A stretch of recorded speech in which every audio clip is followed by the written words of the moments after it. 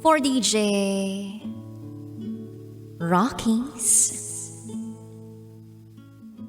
Secret Files.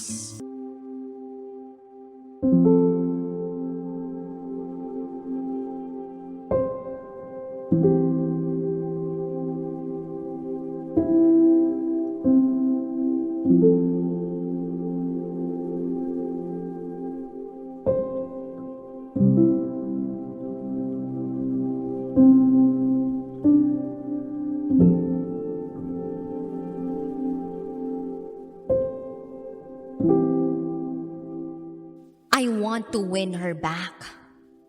Pero wala akong magawa. Dahil parehas kaming kabit.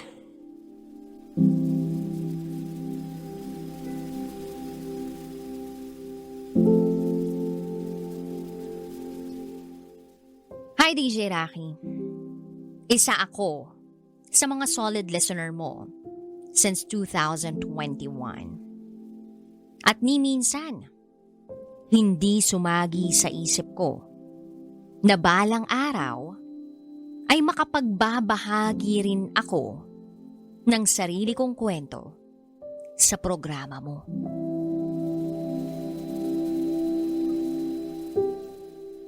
Hindi ako magaling magkwento. Pero ipinagkakatiwala ko sa'yo ang isang karanasan na nangyari sa akin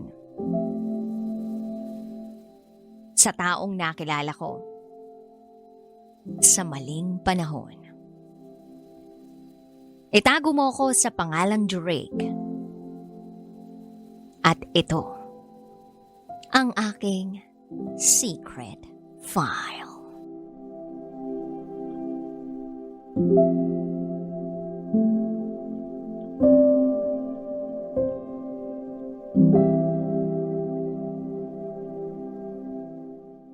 Three years na akong OFW sa Abu Dhabi.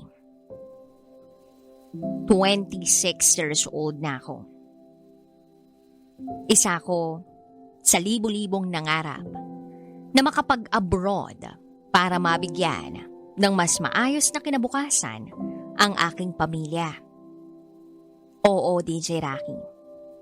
May asawa ako at isang anak. Way back 2021, nang kinuha ako ng kapatid ko papunta dito sa Abu Dhabi para magtrabaho. Pero syempre, bago ang lahat ng yun, nakita ko muna ang mukha ng asawa ko. Nandoon ang takot at pangamba. Paulit-ulit niyang sinasabi na baka maghanap ako ng iba. O baka mambabae lang ako. Paano ba naman kasi? Ilang beses na niya akong nahuling may babae sa Pilipinas. Although, flirt-flirt lang naman. Kumbaga, one night stand. At wala naman akong kinakarelasyon. Siguro dahil marami lang talagang napopogian sa akin. Hindi nyo na itatanong. May postura din naman ako. Tall, dark, and handsome, sabi nga nila. Medyo may kaangasan. At medyo may pagkasuplado ang dating. Kaya siguro maraming nabibihag sa gwapo kong lalaking to. So ito na nga DJ Rocky, na makarating ako dito sa Abu Dhabi, wala akong sinayang na oras at panahon. Naghanap ako agad ng trabaho. Apply dito, walk-in dyan, hanggang sa na-hire ako sa isang international company as a sales executive. Magandang panimula ko. Bahay trabaho, video call sa asawa at sa anak ko. Nakapagpapadala rin ako buwan-buwan. Although hindi naman kalakihan ang naipapadala ko dahil bago pa lang ako sa trabaho. Pero wala akong mintis. Nadadagdagan na rin ng mga kaibigan ko. Dala ng bugnot at inip. Sumasama na rin ako sa kanila sa paglabas-labas. Nung una, kain lang sa labas. Hanggang sa may inom na. Hanggang sa unti-unti ko nang nakakabisado ang paikot-ikot sa lugar. At doon na ako mas nakakakilala ng mga bagong tao na pwedeng maging kaibigan.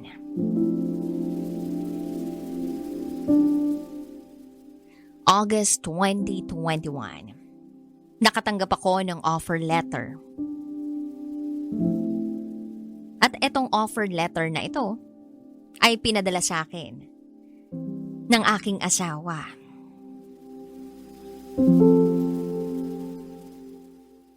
Pa-Singapore. Recommendation ng isang kaibigan namin doon. Pinilit niya ako. Payagan ko raw siya na tanggapin ang offer letter na yun.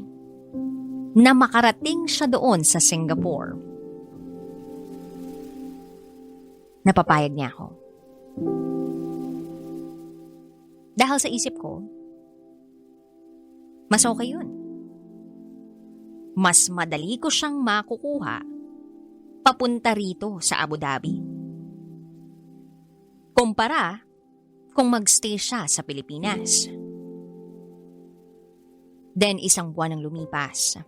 Tuluyan nang nakarating ang asawa ko sa Singapore. Naging maayos ang kanyang trabaho.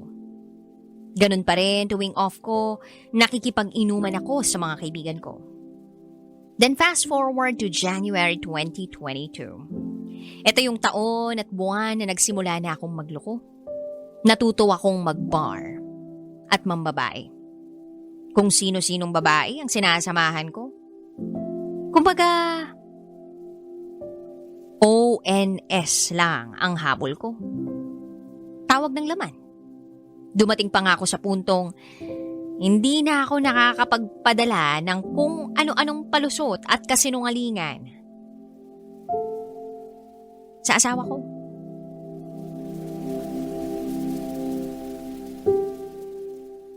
Wala eh. Deadma. Pagkatapos, eto pa. Natuto akong magbayad ng ibang lahing babae. Oo, DJ Rocky, iba't ibang lahi ang natikman ko. Halos nga wala nang natitira sa akin eh. Madalas, nagkakautang pa ako. Then July 2022, Humiwalay na ako ng bahay sa kapatid ko. Kasi nag-aaway na kami. Napapansin niya na hindi na ako nakakapagpadala doon sa pamilya ko at madalas umaga na ako umuwi. Tuloy pa rin ang gawain ko sa bar. Inom kung saan-saan. Tikim pa rin ang kung sino-sino. May naka-live-in pa ako. Binata ang pakilala ko sa sarili ko. Nagsama kami ng halos 5 buwan at 5 buwan ko ring naitago sa kinakasama kong yun at sa asawa ko ang sikreto ko. Pero walang sikretong hindi nabubunyag, DJ Rocky. Nahuli ako ng asawa ko. At yun ang dahilan. Kaya napabilis ang pagpunta niya rito. Susulat ako uli sa'yo at ikukwento ko ang nangyari sa amin ng kinakasama ko at paano ako nahuli ng asawa ko. Pero sobrang daming nangyari kasi noon at hindi magkakasya dito. So fast forward, January 2023. Dumating ang asawa ko dito sa Abu Dhabi. Wala pang 1 buwan, nakahanap na siya ng trabaho. Sa isang sikat na brand ng bags, siya nakapasok bilang sales din. Ako, bumalik na ako sa bahay ng kapatid ko. At dun kami tumuloy ng asawa ko. Naging smooth naman ang samahan namin. Literal na bahay-trabaho lang ako. Hindi na nakakalabas-labas. At kung lalabas man ako, kasama ang asawa ko. Kilala na rin niya ang mga kaibigan ko. At kung iinom ako, kasama din siya. O kaya naman, sa bahay kami umiinom ng mga kaibigan ko. Smooth naman yung pagsasama namin nung nandun siya. Hindi na rin ako nang bababae. Kasi sabi ko sa sarili ko, okay, magpo-focus na ako sa asawa ko at sa anak namin. Hanggang sa dumating ang year 2024. Nag-i-scroll ako sa Facebook nang may nakita akong isang dating app na curious ako, dinownload ko. Aba, maraming kabayang Pinay. Hanggang sa nakakilala ko ng isa. Tapos naging 2. Hanggang sa umabot sa 7. Lahat ng yun, tinikman ko lang. Yung iba sa kanila, pag weekends, dinadala ko sa bahay. Pagkaalis ng asawa ko, papuntang trabaho. Tikim-tikim hanggang sa, sige, pwede na rin, ulit-ulit. Walang love, DJ Rakin. Simula naman babae ako Walang love, kinontrol ko talaga yung feelings ko. Sinabi ko sa sarili ko na, hindi ako pwedeng ma-in love. Dahil meron akong asawa. Hanggang sa may nagpabago ng pananaw ko sa buhay. At yun ay nung makilala ko si MJ. MJ is also working in our company. Sa ibang departamento siya.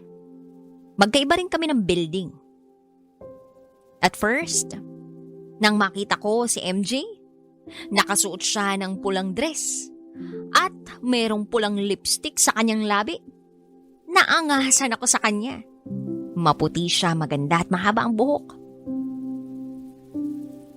Pero one day, in-invite ako ng isang co-worker from different department na pumunta sa birthday niya, so I agreed. Fast forward, birthday na ni ate girl. So pumunta kami sa venue. Kasama ko yung ilan kong co-workers. Doon nakita ko si MJ. Nung una, diba, nung makita ko siya, hindi ko siya pinansin. Pero nung time na yun, grabe, kapansin-pansin talaga yung ganda niya. She was there, sitting on the sofa.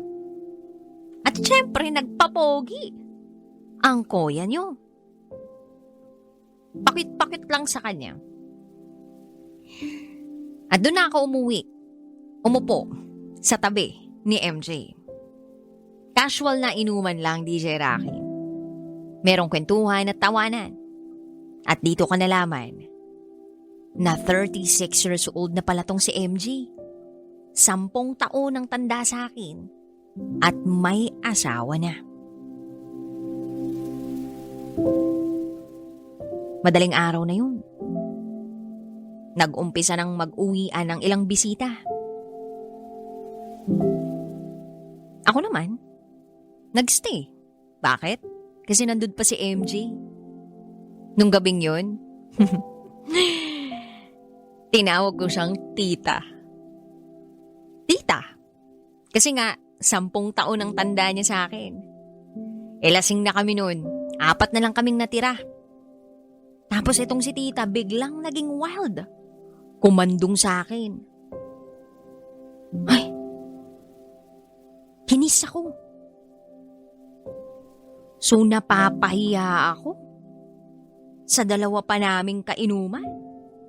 Kaya pilit kong inalis si tita sa pagkakakandong sa akin. Umalis yung kainuman naming 2. So sinamantala ko na. Hanggang sa nakarating na kami ng banyo.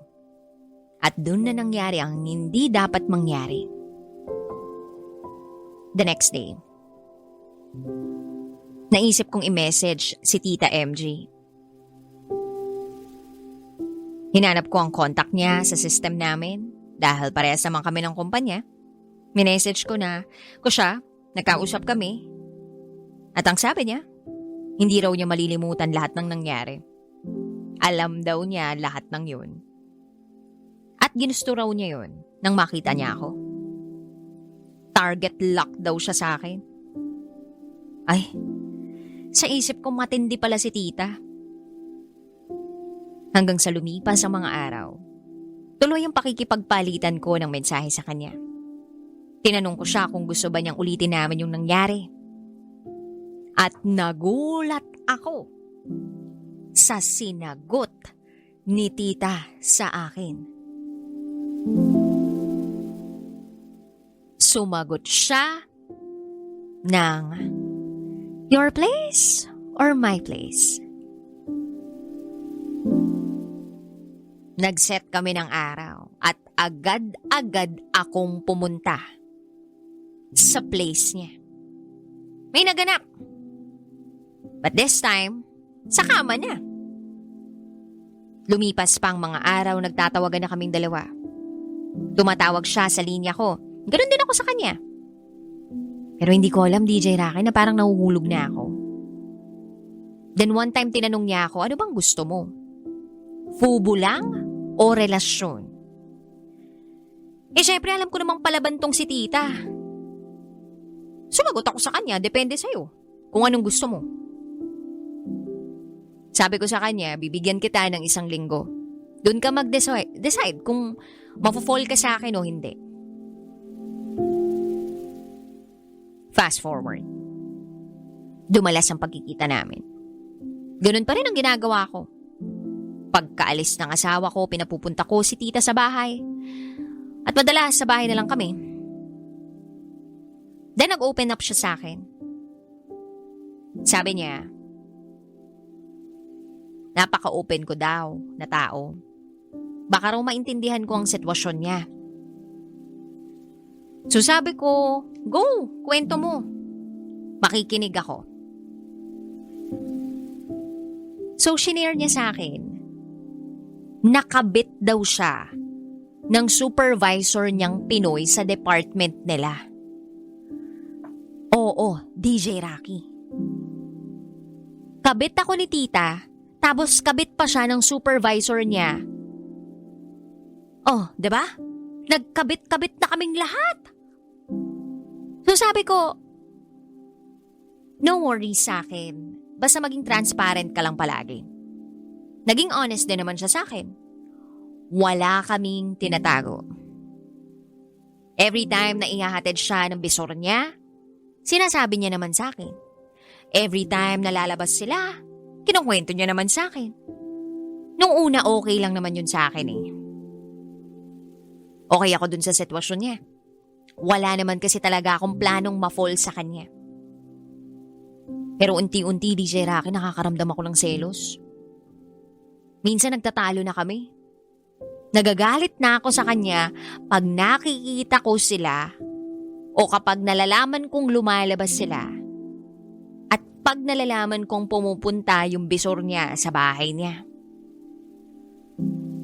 Pero wala naman akong magawa. Kasi nga, pangatlo naman ako kay MJ.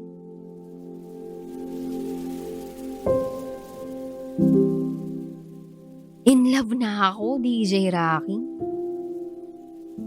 Sa dami-dami ng mga babaeng dumaan sa buhay ko, iba tong si MJ.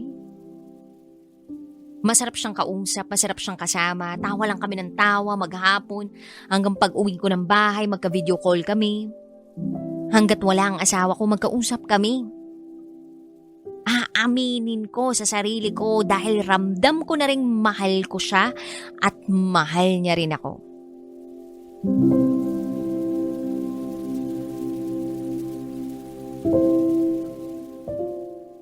Sabi pa niya sa akin, wala na raw siyang nararamdaman pag nakikita niya yung kabit niyang bisor. Gusto naman daw niyang mag-take ng rest para sa akin. At ako naman, DJ Rocky, nawawala na ako ng oras sa asawa ko. Hindi ko na siya napaghahandaan ng pagkain niya kasi late na rin naman ako umuwi. Kasi nga magkasama kami ni tita palagi. So fast forward, ipinakilala ako ni MJ sa mga kaibigan niya. Madalas pa rin kaming lumalabas. Automatic pag weekend. Alam mo na, Tapos madalas din kaming lumabas kasama ng mga kaibigan niya. Nagkaroon ng holiday dito, 3 days. Wala kaming pasok. May pasok ang asawa ko dahil sa mall siya nagtatrabaho. Yung buong 3 araw na yun, DJ Rocky, si MJ ang kasama ko. At lahat ng taong nakasalamuha namin ng asawa ko, ang pakilala ko kay MJ, friends of friend or friend of friends. Lumalim yung ugnayan namin sa isa't isa. At mas lalo ko siyang ginugusto. Dahil sa ugali niya.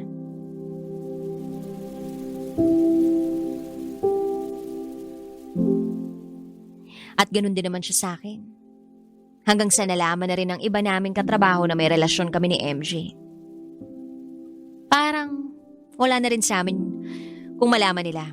Basta masaya kami. Ang dami na naming nabuong plano. Bakasyon sa Pilipinas. Sabay kaming magbabakasyon. Sabi pa nga niya,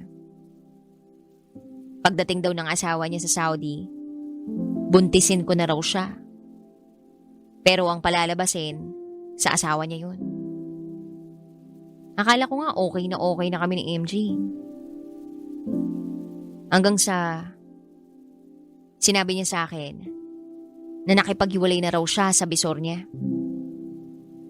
Tuwang-tuwa ako noon, DJ Rocky, kasi sabi ko masusolo na kita. Pero after few days, nagsabi siya sa akin, nagkabalikan na raw sila. Bibigyan daw siya ng perang pang shopping. What? Sabi niya, hayaan mo na. Wala pa rin namang magbabago sa atin. So sinamahan ko lang siya. Nagastusin yung perang binigay sa kanya ng bisor niya. Kumain kami at sagot niya ang kinain namin. Bumili siya ng bag, shoes at kung ano-ano pa. Then after that, tumumal ang pagkikita namin. Madalas nang pumupunta sa bahay niya yung bisor niya. Nagkakausap na lang kami tuwing office hours. At minsan dumarating pa sa puntong hindi na kami nagkakausap sa isang araw. Sa isip ko, okay naman. Wala pa rin namang magbabago sa amin. Kahit pa araw-araw silang magkasama. Pero doon na ako nagkamali. Para bang na-fall out of love siya. Konting bagay, lagi siyang galit. Konting biro sa kanya, seryoso na siya.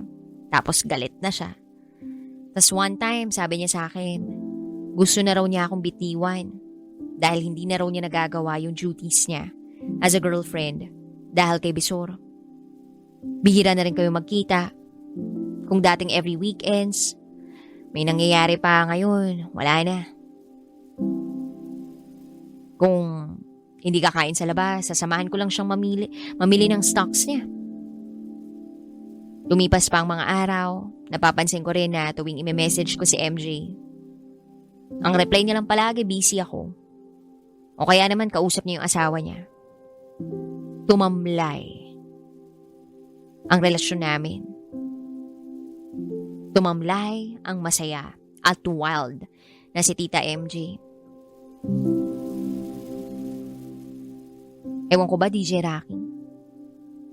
Sa dinami-rami naman ng babaeng dumating sa akin, ba't ako kay MJ pa nagkaganito? Napakahirap naman ng sitwasyon. Inaya ko siyang mag-coffee o dinner. Buti na lang nag-agree siya.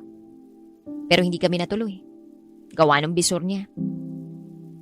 Hanggang sa na-move yung pagkikita sana namin.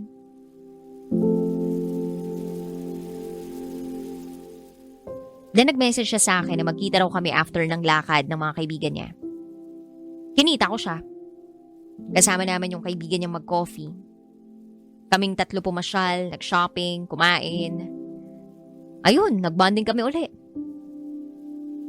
Pure of laughter, love, and sweetness sa isa't isa. Pero yun na pala yung huli. Umuwi siya after dinner. Then after that, pumunta ako sa bahay ng kaibigan namin ng asawa ko. Nakipag-inuman ako, nagsabi ako kay MJ na magiinom ako.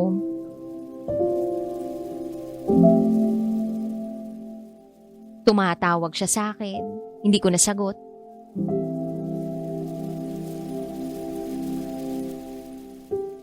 Tapos, sa banyo, pumasok ako. Doon ko siya tinawagan. Masaya siyang nagkukwento.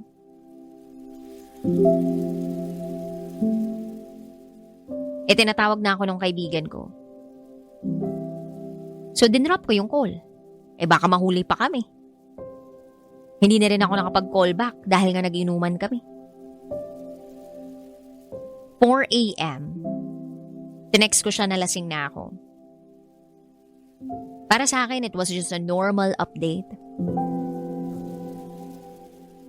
Nagulat ako. Gising na siya. Pero hindi siya nagre-reply. Nagsisin lang siya. Monday, hindi ako nakapasok sa trabaho.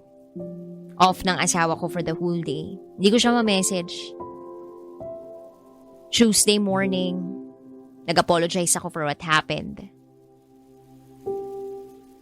Then, hindi siya nagre-reply.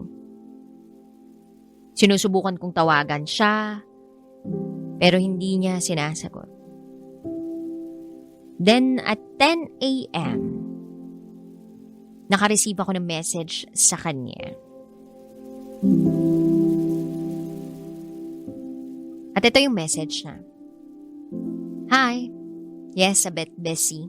I don't know how to say this pero I need to say it. Ayoko na po. Wala kang ginawa or wala kang sinabi na hindi ko nagustuhan. Everything is okay. It's just that I no longer want to. Di ako galit sa'yo or anything. You are a good person. Ayun lang. I hope you'd understand. Napamura ako, DJ Rocky. Hindi ko alam kung anong sasagot ko. Hindi ko alam kung anong re-reply ko. I don't wanna lose her. Kasi nasanay na ako na nandyan siya. Pero wala akong magawa that day. I tried to message her after work, trying to talk to her. Nag-please na rin ako, pero wala pa rin siya reply. I wanna win her back kahit alam kong mali.